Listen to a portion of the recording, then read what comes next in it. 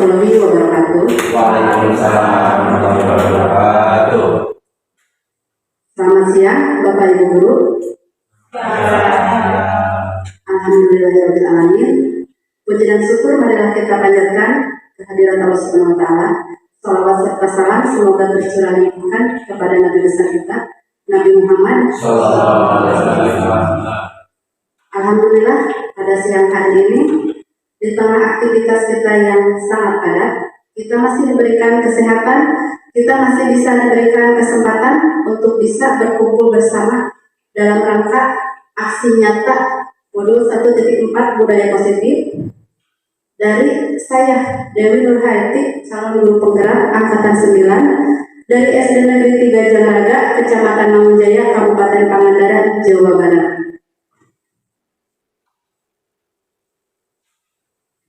Sebelum kita lanjutkan pada acara diseminasi aksi nyata ini, untuk meningkatkan semangat kita, saya ada itu apa ya? Kalau saya bilang selamat siang, berarti Bapak Ibu jawabnya? Ya. Kalau masih semangat, biasanya kita waktu kapan? Pagi. Nah, supaya kita tetap semangat, jadi ketika saya menyapa selamat siang, Bapak Ibu menjawabnya selamat pagi, supaya kita tetap memiliki semangat pagi. Kalau saya menyapa selamat pagi, berarti Bapak Ibu menjawab pagi, siang, selamat siang. Biar kita selalu semangat dan konsentrasi. Siap? Selamat siang. Pagi. Selamat pagi. Siang. Terima kasih. Tepuk semangat.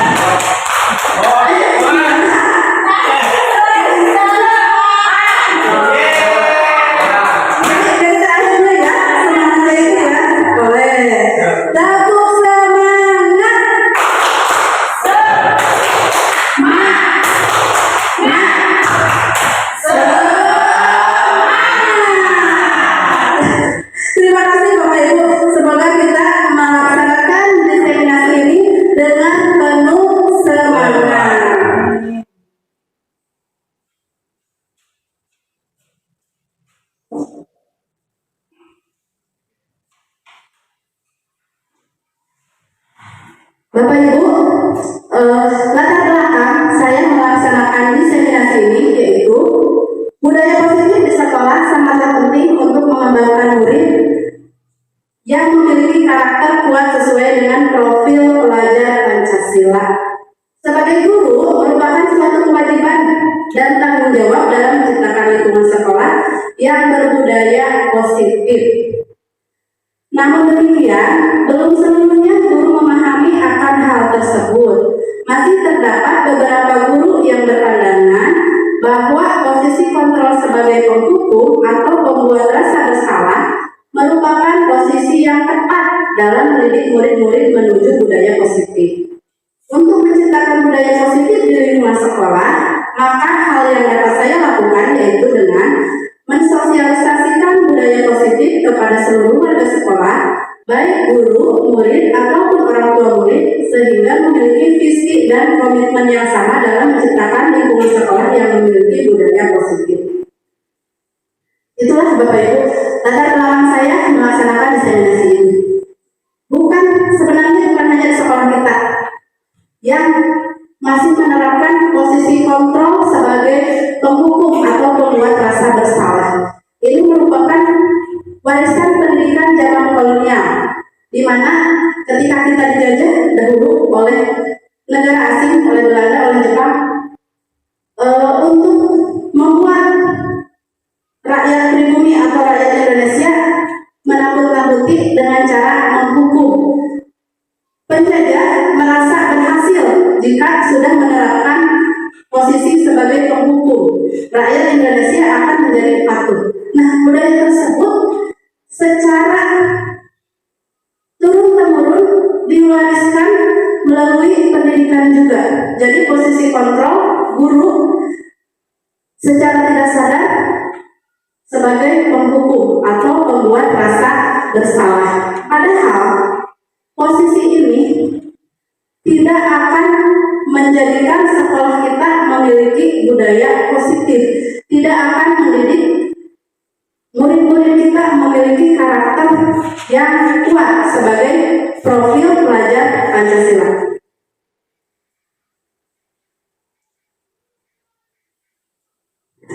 Selanjutnya, diseminasi ini bertujuan menerapkan budaya positif sehingga dapat menumbuhkan nilai-nilai kebajikan universal pada diri murid, mewujudkan murid yang memiliki karakter profil pelajar Pancasila, dan mewujudkan lingkungan belajar yang memberikan rasa aman dan nyaman.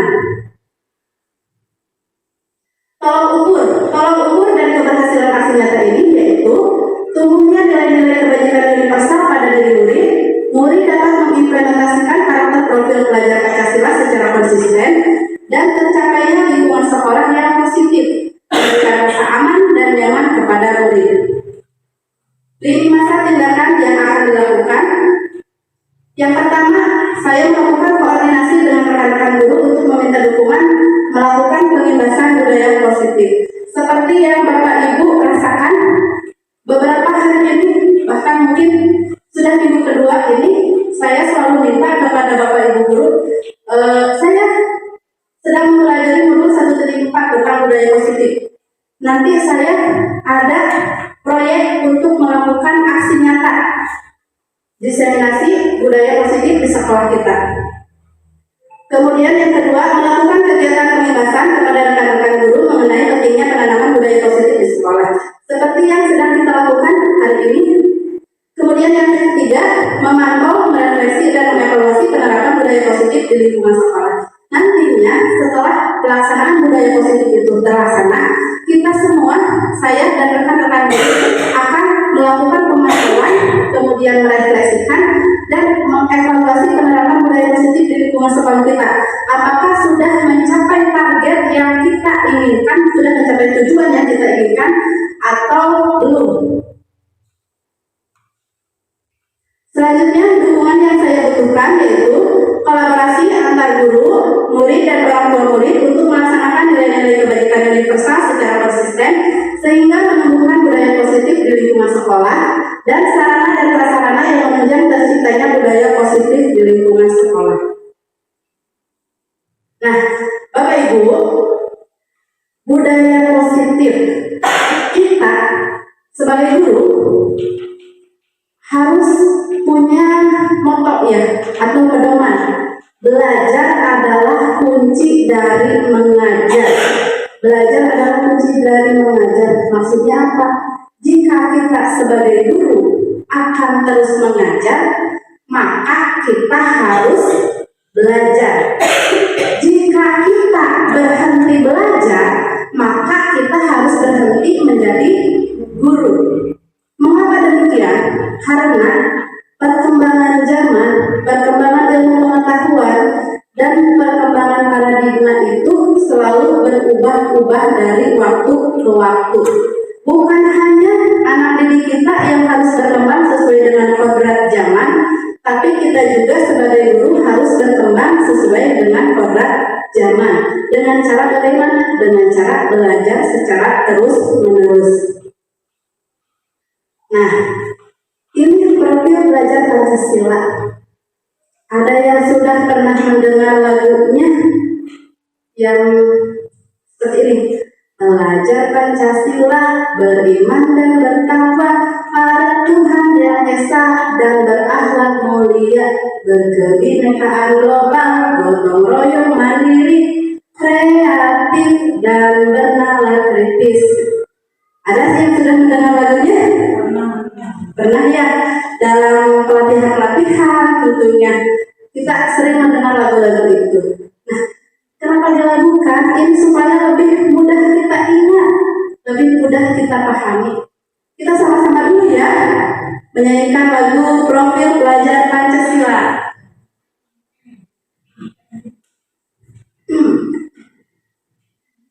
Belajar Pancasila, beriman dan bertakwa pada Tuhan yang Esa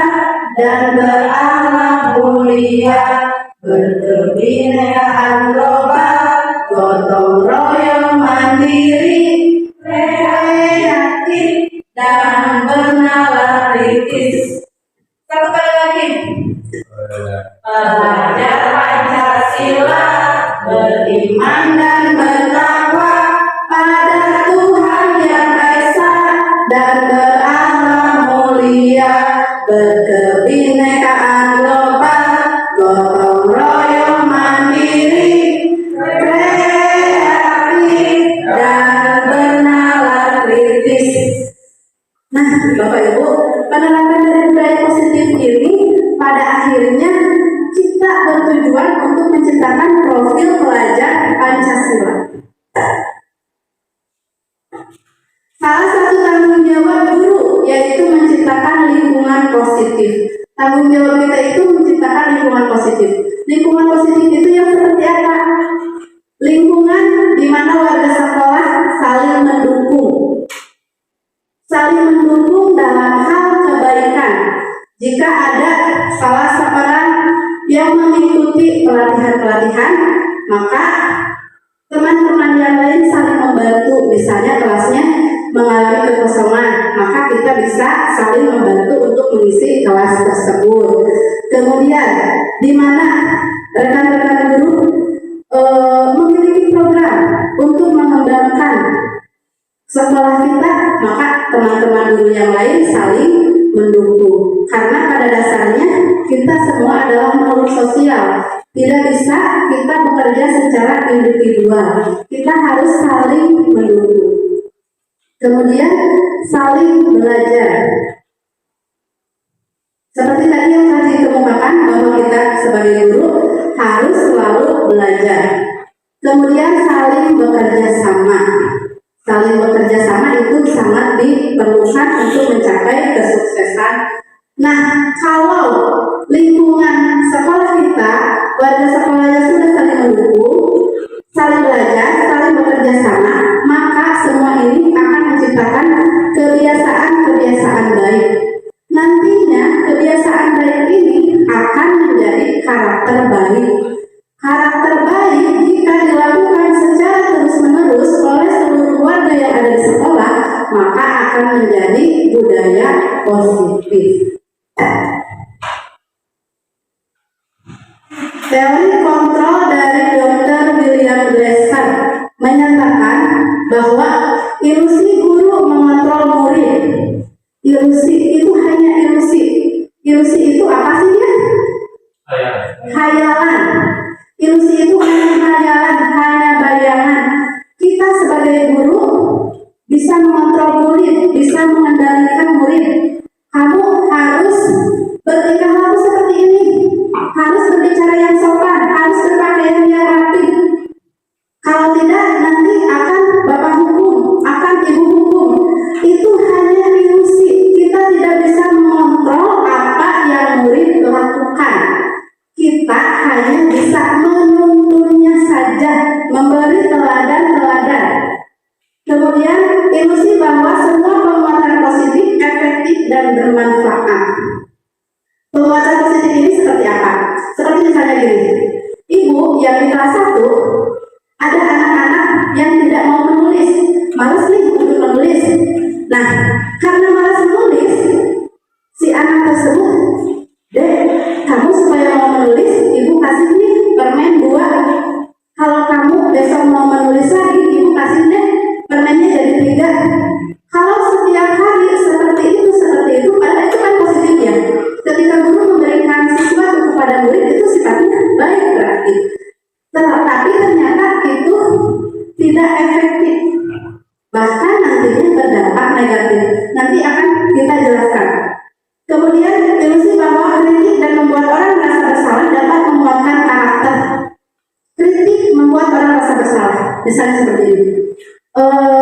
Kamu hari ini berpakaian tidak rapi. Jadi kamu kelihatan kurang sedap lah dipandang mata. Tuh, karena kamu berpakaian tidak rapi, ibu jadi dimarahi sama ibu kepala sekolah karena tidak bisa mendidik kamu. Gimana sih kamu? Nah, itu tadinya mungkin kita bertujuan dengan mengucapkan hal-hal yang seperti itu bisa menguatkan karakter anak supaya besok-besok lagi berpakaian dengan rapi.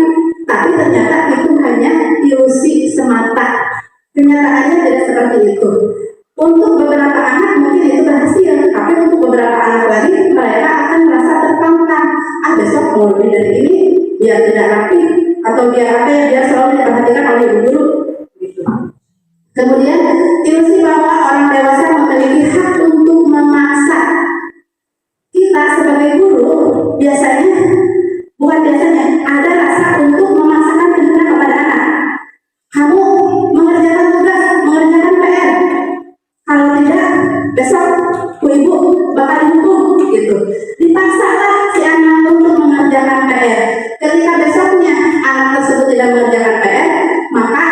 dimarahi lah, dihukum lah, kemudian besok lagi dikasih PR lagi supaya dikerjakan. Seperti itu kan termasuk memaksa. Dampaknya itu tidak akan positif, yang ada anak semakin memberontak. Nah, kalau tadi dari dokter bilang dasar dari asing ya, kalau sekarang kita dari Indonesia nih, Bapak pendidikan kita, Ki Hajar Dewantara. Beliau adalah filsuf atau pemikir pendidikan yang dari zaman dulu sampai sekarang pemikirannya mengena di pendidikan orang Indonesia.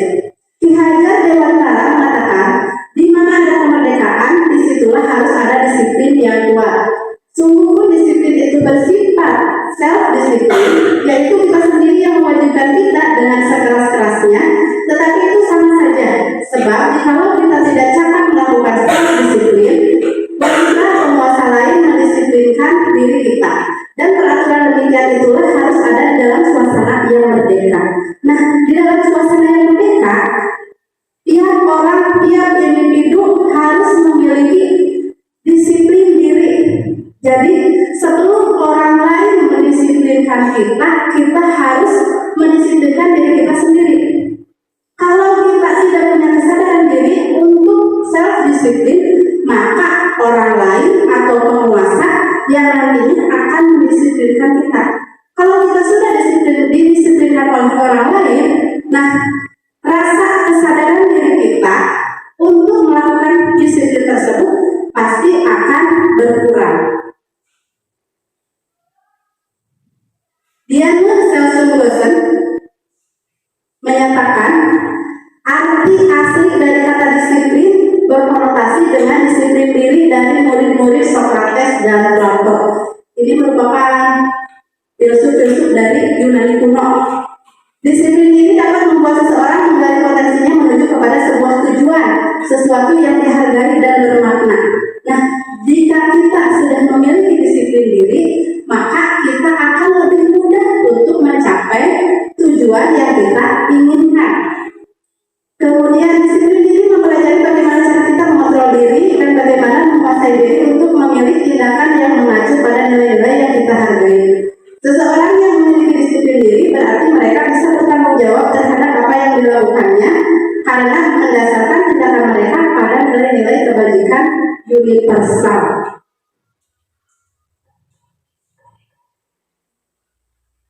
Bapak Ibu, masih semangat atau masih ngantuk? Semangat. Tepuk semangat. Semangat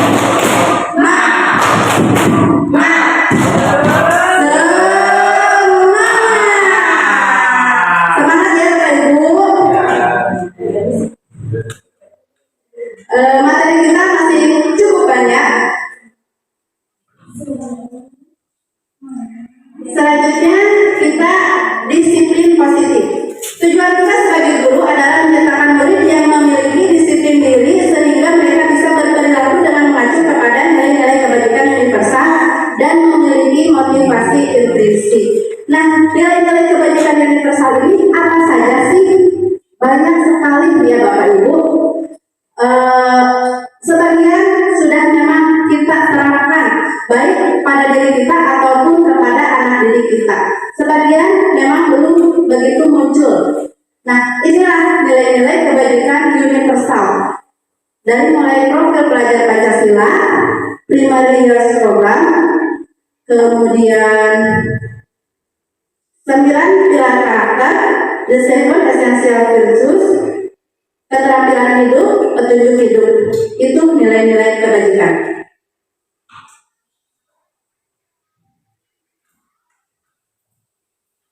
Selanjutnya, motivasi perilaku manusia. Nah, motivasi itu apa?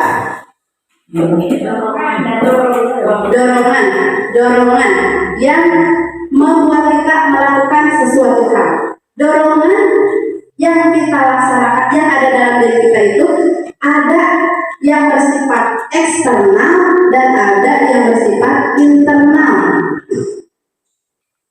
Yang bersifat eksternal berarti dorongan ini munculnya dari luar diri kita. Yang bersifat internal berarti itu dorongan yang munculnya dari dalam diri kita. Nah, kalau yang bersifat eksternal ini dilakukan untuk menghindari ketidaknyamanan atau hukuman. Misalnya begini, CGP aja ya, kita contohkan calon guru penggerak. Kita selalu dihimbau untuk mengikuti seleksi calon guru penggerak. Dari distrik selalu dihimbaunya seperti itu. Nah, karena kita takut dihukum dalam artian selalu selalu dicarioskan dalam forum terbuka. Kita nggak enak, kita takut dengan diarahkan selalu seperti itu. Akhirnya kita ikut daftar CGP karena merasa takut dihukum, takut diomong gitu. Kemudian untuk mendapatkan imbalan atau penghargaan dari orang lain. Contohnya, kita ikut CGP karena kita mau jadi kepala sekolah, mau jadi pengawas, seperti itu.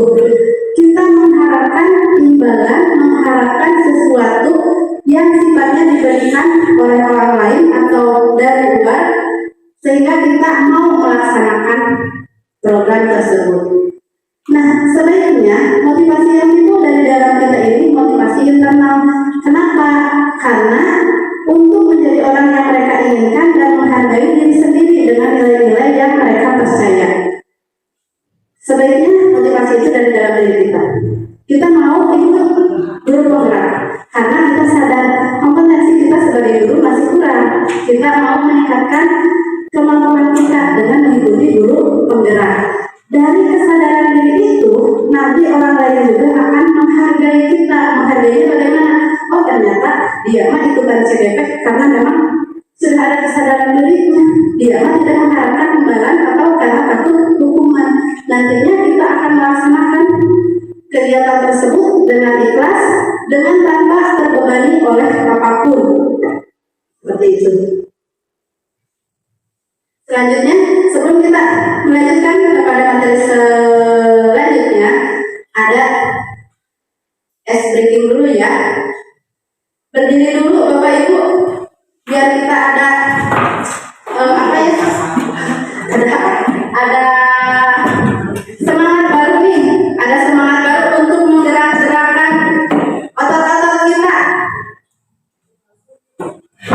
Nih.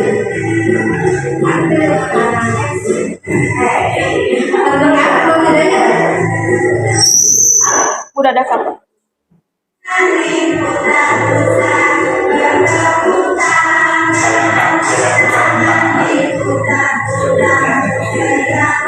Sambil kita gerakan badan kita supaya agak-agak lemas, agak-agak mau diulangi lagi, lanjut aja, ulangi lagi, siap, kita ulangi lagi ya. Nah, sambil dengan gerakannya dengan nyanyiannya ada teksnya. Ayo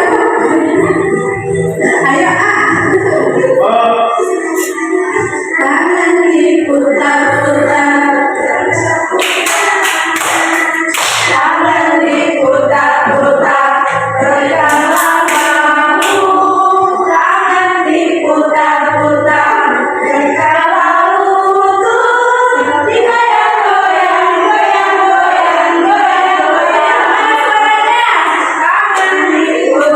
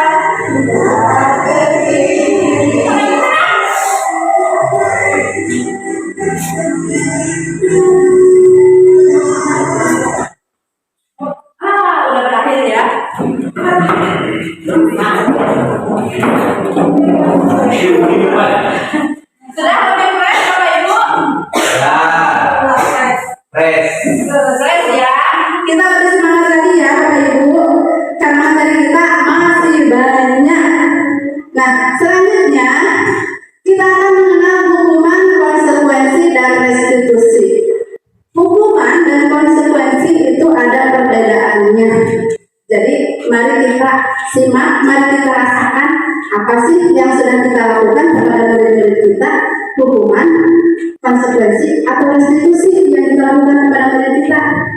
Nah, Bapak Ibu, kalau hukuman ini tidak terencana atau tiba-tiba saja dilaksanakan. Misalnya, kamu kenapa datang pakai sandal, tidak memakai sepatu? Anak bilang, sepatu saya kotor ibu, karena kemarin saya kehujanan, jadi sepatunya kotor dan basah. Kalau begitu, kamu bersihkan WC, sana ke WC, bersihkan WC sampai bersih. Nah, itu kan tiba-tiba dilaksanakan begitu saja oleh guru tanpa kesepakatan dengan murid.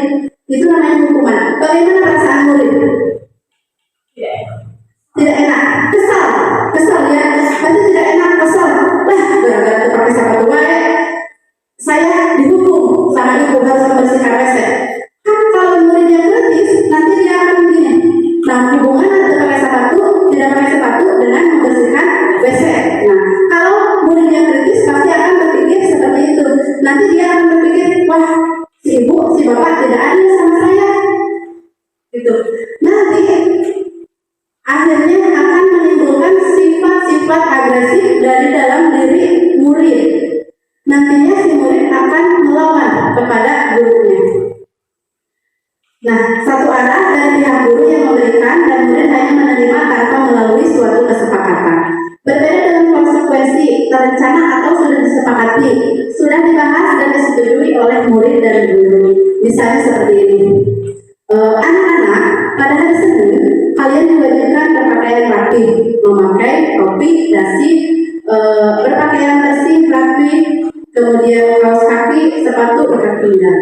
Nah, kalau kalian pada hari Senin tidak memakai topi, berarti kalian harus ada konsekuensinya. Apa misalnya, lupa nih Bu, saya tidak membawa topi.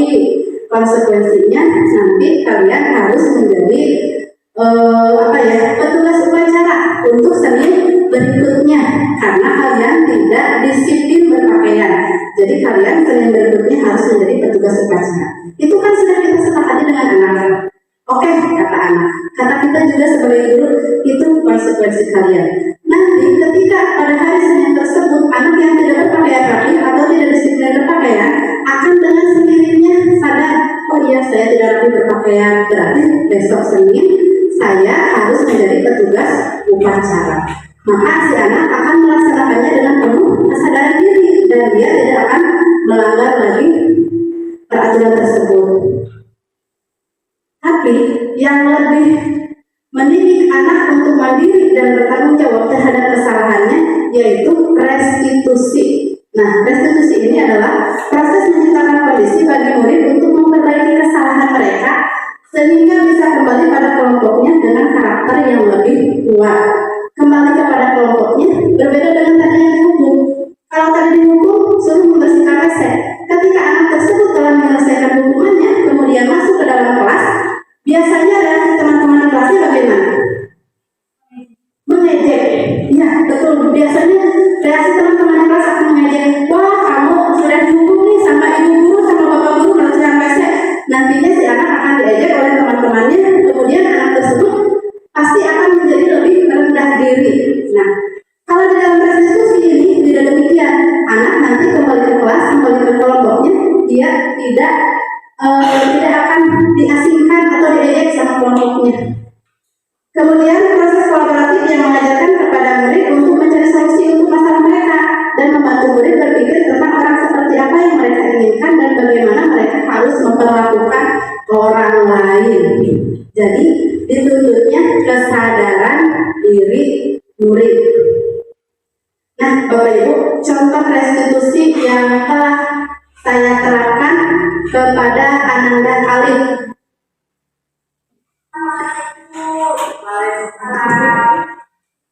Alif, silakan duduk. Terima kasih Bu. Ya, sama-sama. Alif tahu mengapa dipanggil sama Ibu? Ya Bu, saya tahu. Saya terlambat datang ke sekolah. Oh iya, Alif datang terlambat. Nah, itu sesuatu yang wajar. Ibu juga pernah datang terlambat. Tapi kita bisa memperbaikinya ya. Ya, ibu juga sekarang sudah tidak terlambat. Tidak, terlambat. Nah, Alif, setelah rasa alhamdulillah, Alif berarti ada niat berangkat ke sekolah.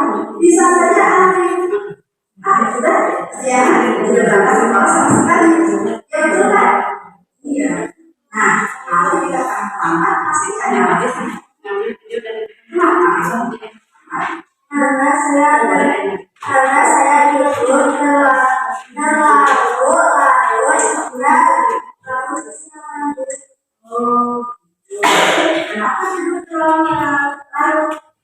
karena saudara saya yang lagi sakit dan sedang dirawat di puskesmas Saudara. Jadi saya akan saudara bisa setiap malam memanggilnya. Nah, kamu bisa mempelajari sesuatu yang baru yang nantinya lebih efektif. Bersediakah kamu mempelajarinya? Ya, saya bersedia. Ya, Alif sebagai warga akan memiliki kebijakan. Kita punya keyakinan ya. Kita punya nilai-nilai yang sudah kita sepakati. Masih ingat Alif apa keyakinannya? Kita harus datang pukul 7. Ya. Belum, dia lebih betul sekali. Nah, Alif sudah sesuai dengan keyakinan itu belum? Belum. Oh, belum. Nah, Alif pun sudah tahu. Tidak sadar, ya, tidak sesuai dengan keyakinan sekolah kita. Nah, Alif punya solusi untuk permasalahan Alif tadi. Punya apa? Ya, malam dan malam-malam yang akan datang lagi, saya tidak akan saya lebih baik tidur di rumah nenek. Betul sekali, bagus sekali. Ibu apresiasi terhadap solusi yang Alif kemukakan. Dengan begitu, Alif akan lebih bertanggung jawab dan disiplin terhadap waktu. Kalau Alif berangkat lebih pagi, Alif bisa lebih santai, bisa sarapan dulu, bisa bercanda dulu dengan teman-teman. Kemudian Alif bisa lebih siap untuk belajar. Bersedia Alif? Bersedia. Bagus sekali. Nah, sekarang Alif silakan kembali ke kelas, istirahat. Ya Bu, terima kasih. Sama-sama Alif.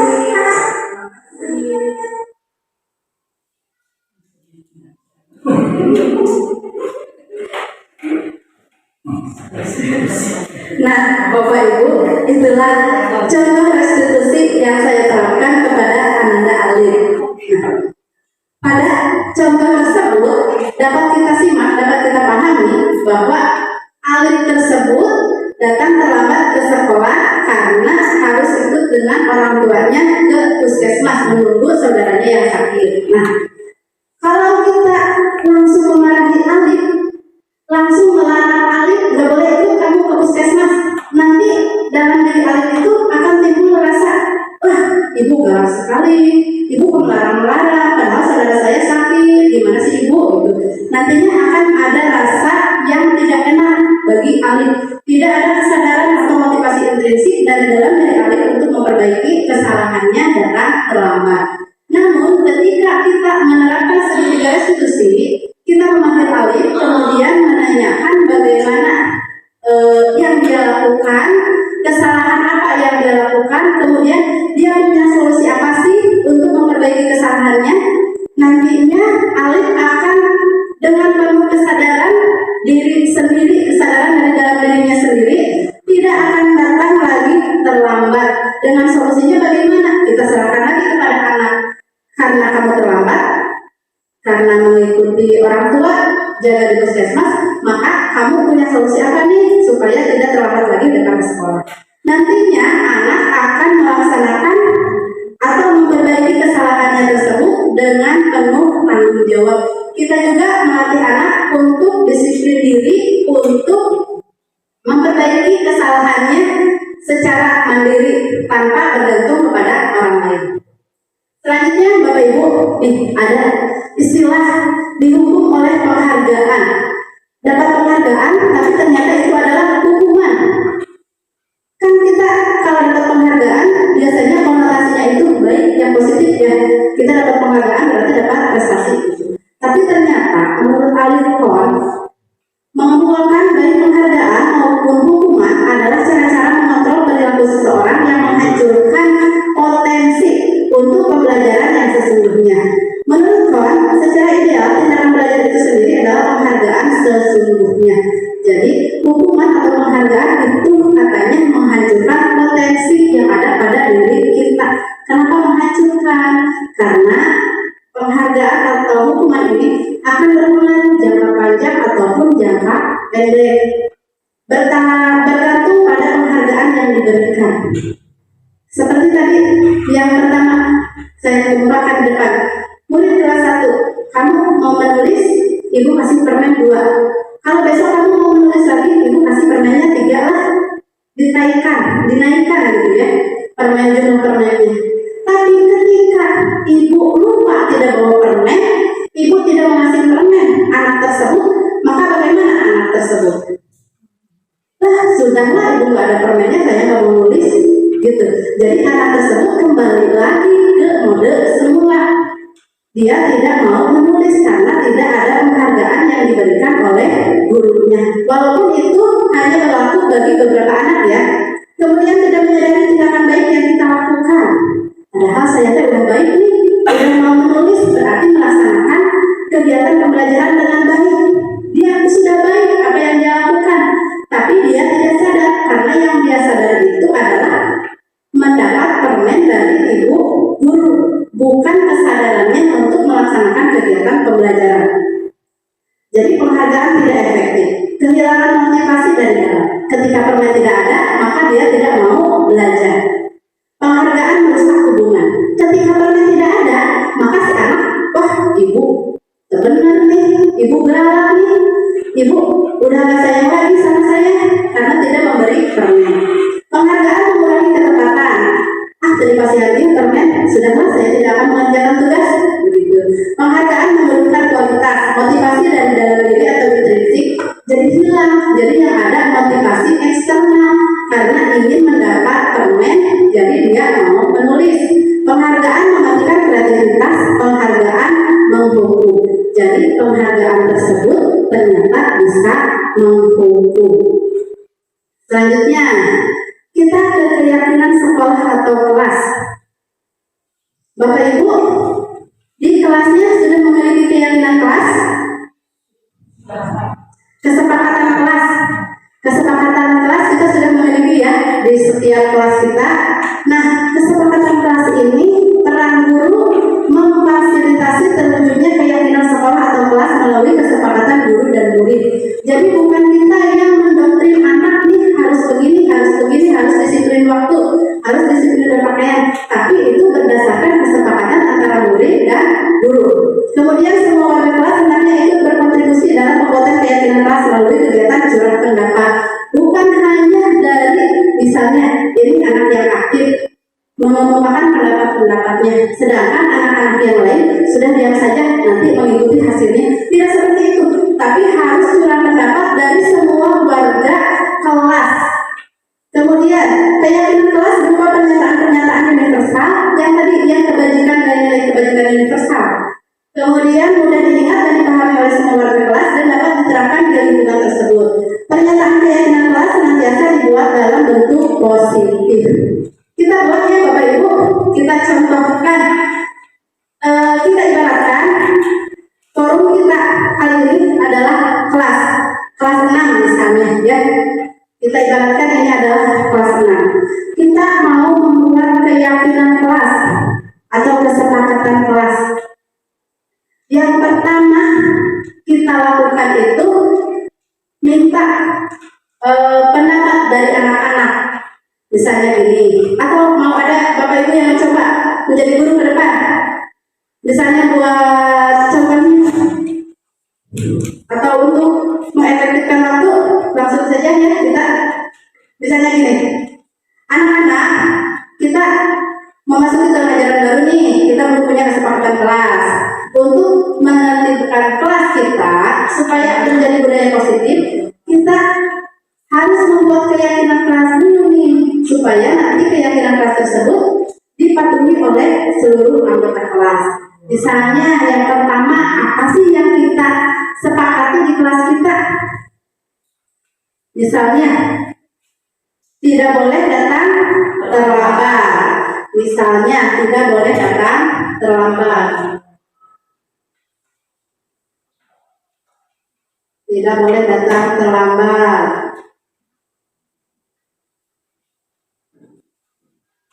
Apalagi Bapak Ibu coba mengerjakan tugas tepat waktu.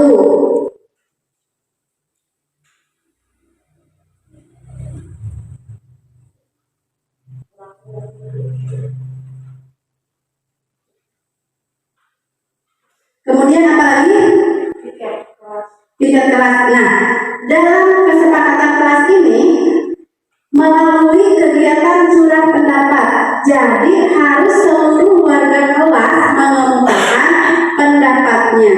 Berarti kalau tadi Ananda yang mengemukakan pendapat, sekarang tinggal teman-teman yang lainnya.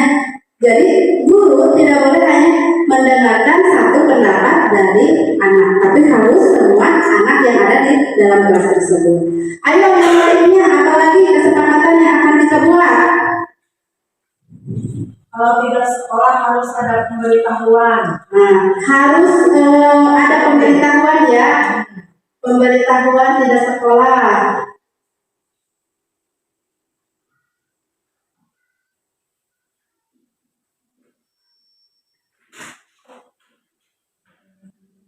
Apalagi ayo anak-anak yang lain coba. Harus memakai seragam. Harus memakai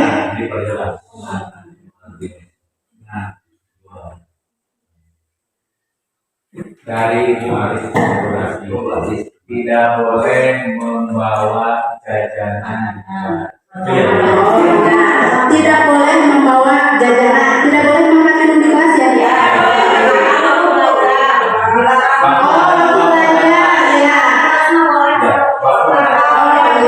Nah, itu tidak boleh.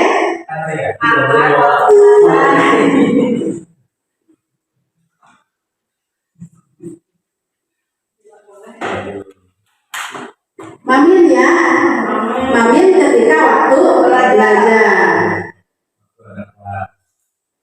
Ketika waktu belajar. Nah, ini adalah hal-hal yang nantinya kita sepakati ya. Ini masih berupa kalimat atau bentuk yang negatif. Bentuk yang negatif itu nih, tidak boleh, tidak boleh. Kalau orang tua kita bilangnya gini, ulasok nyerang budak. Nah, ulasok nyerang budak. Ulasok nyerang budak itu kalau di dalam pembelajaran kita disebutnya kalimat negatif. Karena semakin dilarang akan ada rasa penasaran yang semakin tinggi. Mencoba terus. Wah, bu ibu dilarang dia berarti kurang sih, nggak boleh gini. Nah, jadi ada penasaran untuk mencobanya. Nah, makanya kita harus membuatnya dalam bentuk positif. Misalnya yang pertama, tidak boleh makan dan minum ketika waktu belajar. Berarti kalimat positifnya jangan ada tidak boleh, berarti kalimatnya apa sih maksudnya ya? Iya, makan dan minum ketika istirahat. Itu jadi anak diarahkannya makan dan minum ketika istirahat. Kemudian tidak boleh datang terlambat. Datang tepat waktu. Kemudian mengerjakan tugas tepat waktu. Ini sudah positif ya. Tidak menggunakan kata tidak. Kemudian pemberitahuan ketika tidak sekolah. Ini sudah positif ya. Kalau tidak di sini bukan dalam bentuk negatif ya. Kemudian harus memakai seragam. Atau ada kalimat lain lagi yang mengatakan ini? Seragam sesuai dengan jadwal. Memakai seragam sesuai dengan jadwal atau aturan sekolah. Nah, nanti setelah dibuat kalimat positifnya, kita sepakati di kelas keyakinan apa sih yang telah kita peroleh. Misalnya tadi, makan dan minum ketika jam istirahat. Kalau kita hubungkan dengan nilai-nilai kebajikan dari pasar yang tadi dibahas di depan, berarti kalau makan dan minum ketika jam istirahat, itu masuk apa ya? Tertib, bisa ya tertib? Tertib. Bisa masuk keyakinan kelasnya tertib. Kemudian datang tepat waktu, berarti itu disiplin. Kemudian mengerjakan tugas tepat waktu, disiplin. Pemberitahuan jika tidak sekolah,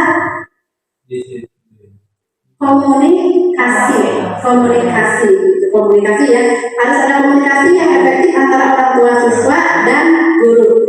Kemudian harus memakai seragam, disiplin. Nah, itu nilai-nilai kebajikannya atau nilai-nilai positifnya.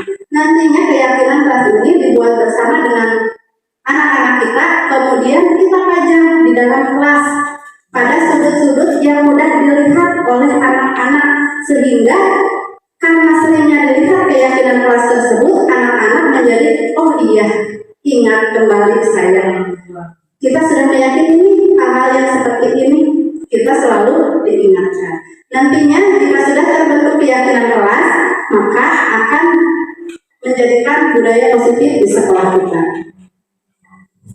Ini contohnya. Kemudian kebutuhan dasar manusia. Nah, kebutuhan dasar manusia.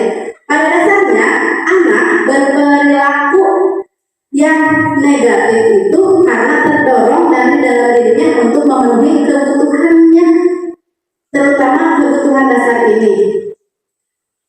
Glaser menyatakan kapasitas untuk berubah ada di dalam diri kita.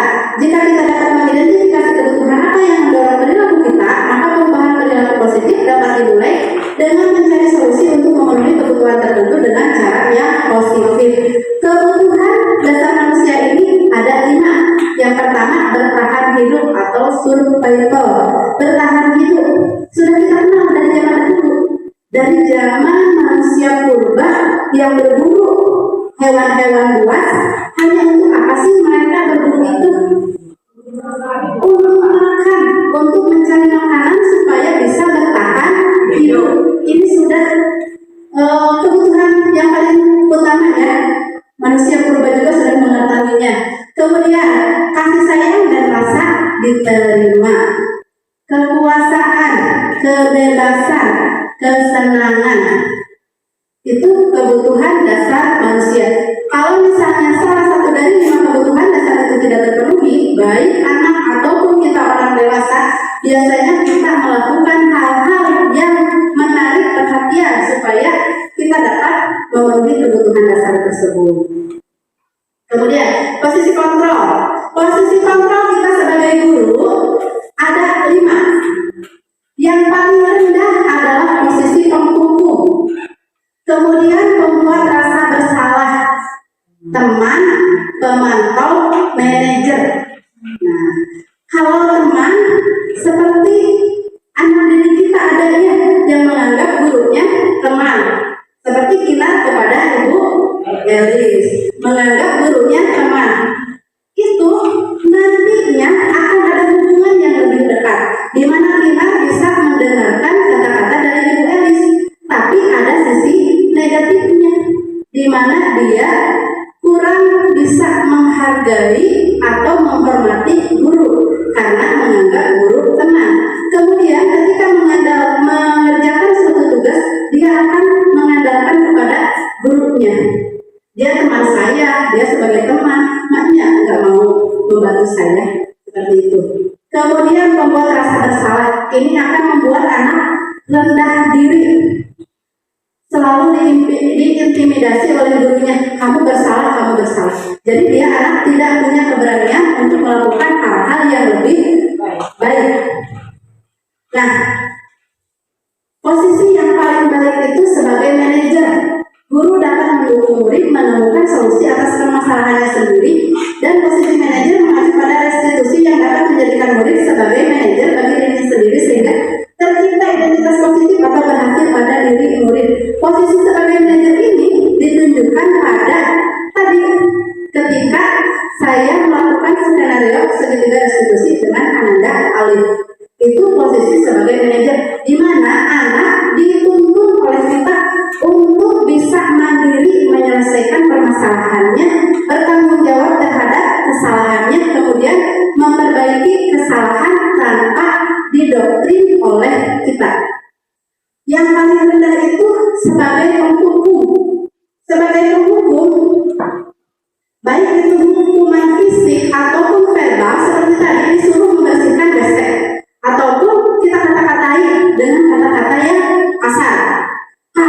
gak berpakaian lengkap, kamu berarti tidak disiplin, kamu berarti melanggar peraturan, kamu tidak seperti teman-teman kamu yang lain, berarti kamu berpakaiannya jelek, misalnya seperti itu. Nah, nantinya baik itu hubungan fisik ataupun verbal bisa memunculkan sifat agresif pada diri murid. Untuk beberapa anak yang tidak senang dengan hubungan tersebut, maka dia akan semakin mencobanya lagi, ataupun benci terhadap gurunya. Nah, ini segitiga restitusi ya. Guru yang berperan sebagai manajer dapat menerapkan segitiga restitusi dalam menyelesaikan masalah dengan tujuan menghasilkan murid yang mandiri dan bertanggung jawab. Nah, ini murid kita dituntut untuk mandiri dan bertanggung jawab terhadap kesalahan yang dia lakukan. Segitiga restitusi ini terdiri dari 3 sisi, yaitu menstabilkan identitas, validasi tindakan yang salah, dan menanyakan keyakinan. Pada proses menstabilkan identitas, bertujuan untuk mengubah identitas anak dari orang yang gagal karena melakukan kesalahan menjadi orang yang sukses.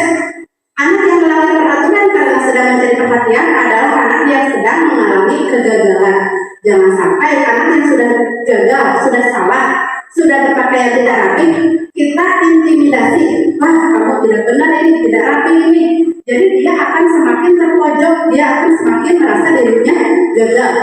Nah, sebenarnya tersebut mencoba untuk memenuhi kebutuhan dasarnya, namun ada benturan. Tadi kebutuhan dasar manusia.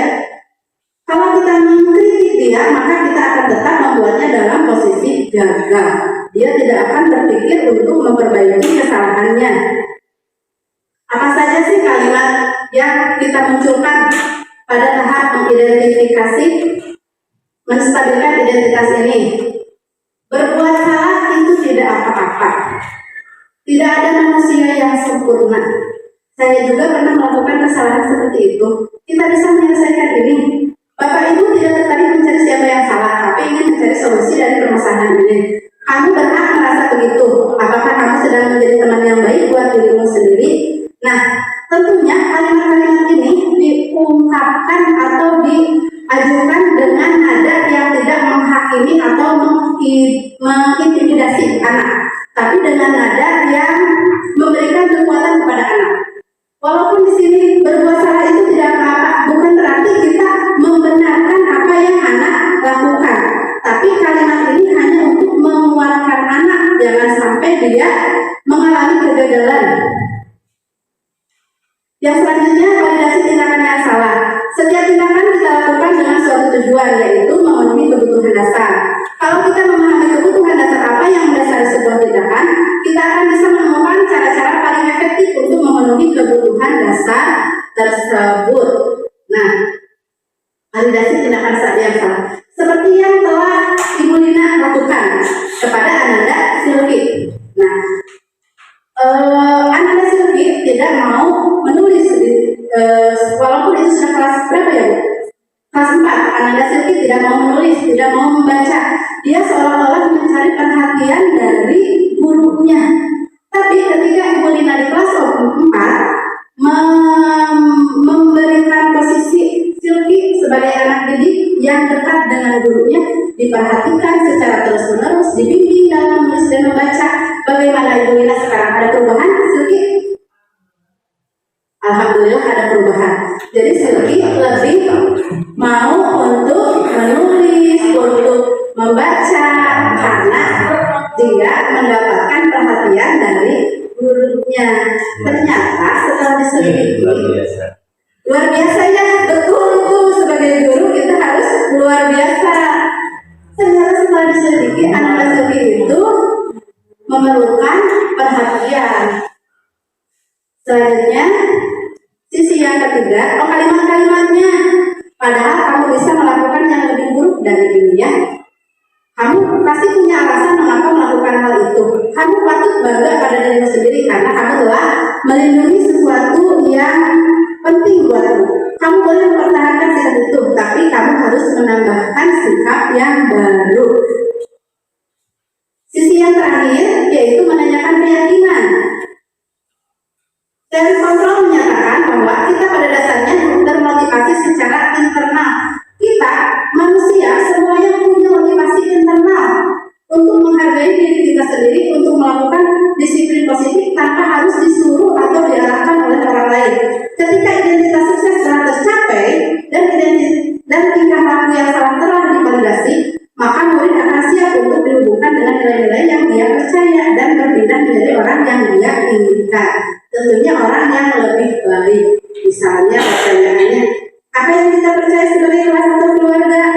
nilai-nilai umum yang kita telah sepakati?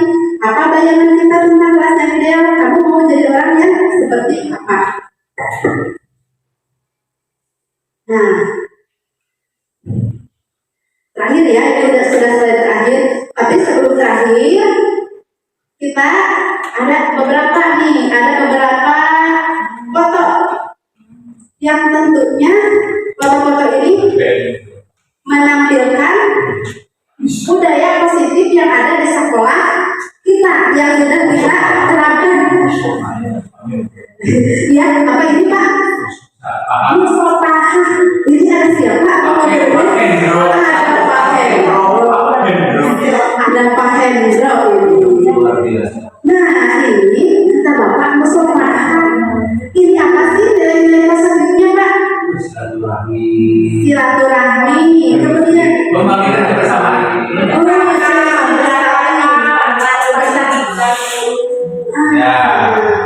Jadi ini nilai-nilai positifnya ada silaturahmi yang terjalin, ada kebersamaan antara murid dan guru. Kita guru dan siswa saling menghargai, saling menghormati. Nampak ya, ketika anak-anak didik kita bersama dengan guru, mereka cium tangan. Tapi ketika antara anak didik dengan anak didik, dia bersalaman seperti biasa. Ini menunjukkan bahwa ada nilai hormat dari anak didik kita kepada gurunya. Itu kepada Pak Hendro ya. Kemudian, nah kalau tadi Pak Hendro, sekarang beda lagi. Siapa ya? Ayo kita. Ayo siapa ini? Siapa ini? Ada Ini yang fotonya luar biasa. Tidak itu dikasih tahu kita. Oh ya, kredit kamera ya Pak ini. Ini kredit kamera. Nah, ketika anak-anak ini terlihat sedang menyapu, dia sedang membawa sapu. Tapi ketika bapak guru atau ibu gurunya datang, mereka langsung mengucapkan salam sambil bersalaman. Itu menunjukkan rasa hormat ya.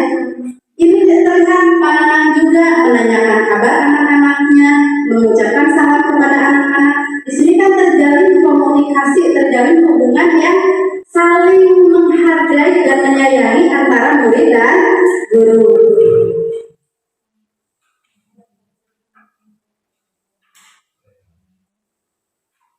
Kemudian,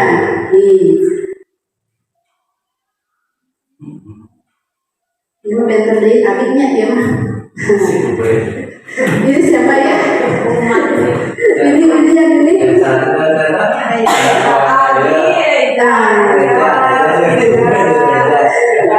Ini murid kesayangan ibu guru kelas 1 ya.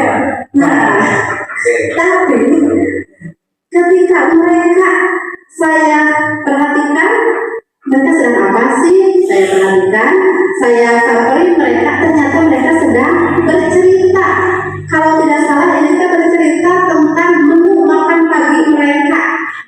Nah, ketika Reja menceritakan, waktu itu dia bicara gitu, saya makan dengan pohon Bu, gitu, dengan pohon. Nah, teman-teman yang ininya bingung, pohon apa? Jangankan teman-teman, saya juga bingung, pohon apa sih? Dia culang-culang gitu, melihat ke sekelilingnya mungkin mencari ya, dibantu sama teman-temannya, pohon apa? Dari pohon kangkung, pohon gendong gitu ya. Cara dia bicaranya pohon gitu. Nah, setelah dia mencari-cari, ternyata ada pohon pisang yang memiliki jantung. Nah, dia bilang langsung, itu pun itu tuh, yang itu. Jadi maksud dia itu, dia sarapan pagi dengan opor jantung pisang, tapi nggak tahu namanya, jadi dia bilangnya pohon. Nah, ketika satu anak ini bercerita, maka anak-anak yang lain menanggapinya. Dia lupa pohon apa, anak-anak yang lain menimpalinya, membantu mengingatkan tanpa mengintimidasi atau ngekeak si Reja, tapi saling membantu. Itu hubungan yang positif ya Bapak Ibu. Anak kelas 1 sudah belajar komunikasi. Kemudian ini ada lagi Nah, siapakah ini? Siapakah ini? Posisinya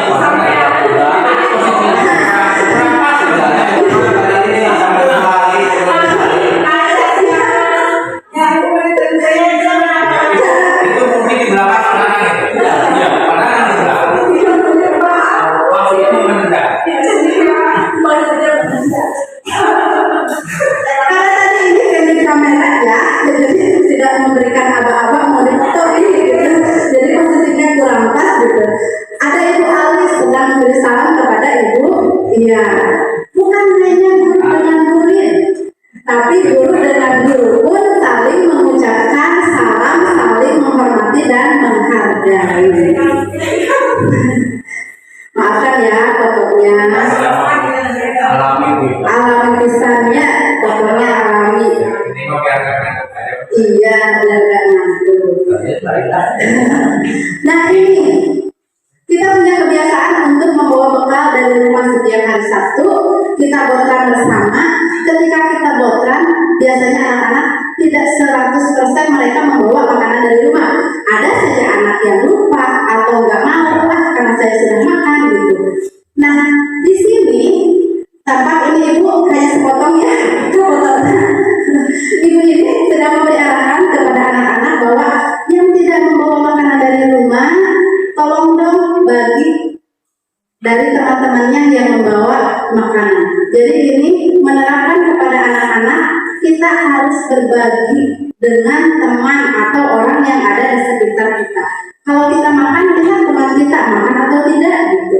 Kalau kita sudah menawarinya, membaginya, ya kita berarti sudah menerapkan nilai-nilai berbagi atau peduli terhadap teman. Nah ini kemudian ini nilai apa ya? Bergotong royong untuk membersihkan lingkungan. Kita lihat saja sekolah kita yang rumputnya ketika musim hujan itu akan sangat banyak. Tapi dengan gotong royong dari semua elemen, ini hanya siswa yang kita foto, ada orang tuanya juga. Rumput yang begitu banyak ini akan dengan lebih cepat terselesaikan. Sekolah kita akan menjadi kembali bersih dan rapi. Bukan hanya anak-anak yang bergotong royong. Nah, tapi Bapak Ibu gurunya juga bergotong royong. Kita Tuh, Bapak Ibu gurunya juga bergotong royong.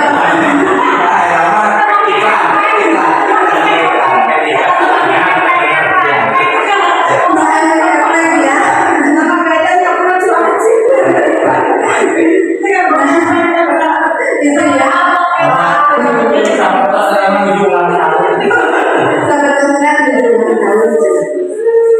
Jadi, Bapak Ibu dapat kita simpulkan dari pemaparan saya tadi dan mohon di lapangan pengawas.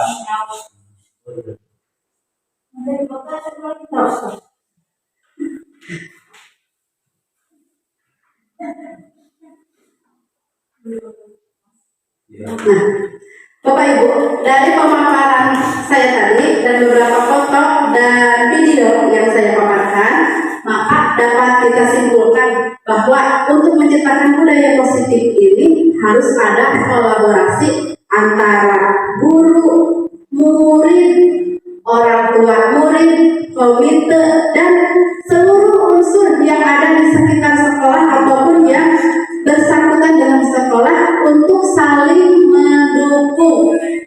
Kemudian harus ada komitmen yang sama. Komitmen yang sama itu kita semua mau berubah, mau melakukan perubahan.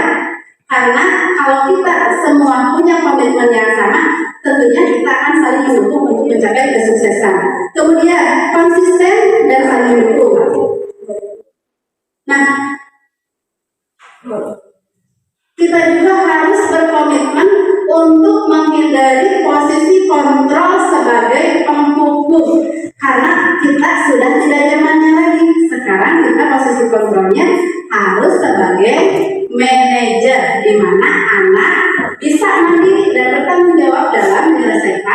permasalahannya.